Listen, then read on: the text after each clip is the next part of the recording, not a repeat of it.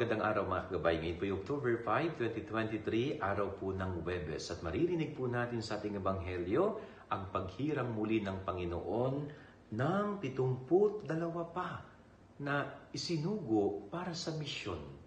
At itong 72 dalawa na ito na pinilit hinirang ng Panginoon ay pinag-partner niya para sa misyon.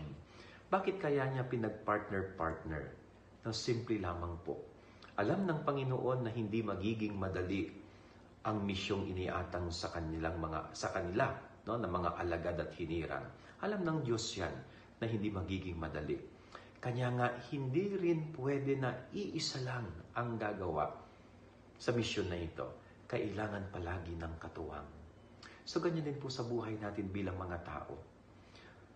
Sa isang bagay na gawain, alam po ninyo, yes, sasabihin naman natin na kaya ko yan kahit mag-isa lang ako. Pero iba pa rin pag may kasama, pag may katuwang. No, katulad na lamang sa isang pamilya, sa buhay may asawa, kapag ang lalaki lang o ang babae lang ang nagtataguyod, nagsasakripisyo para sa pamilya, napakahirap sa part niya. Pero kapag silang dalawang mag-asawa ay magiging magkatuwang, magiging magaan ang kanilang pagtahak sa kanilang pamilya. So ito po yung sinasabi ng Panginoon, no? Sa lahat ng gagawin natin, no, mainam na may kasama tayo palagi. No? Sa trabaho, huwag mong aakuin lahat.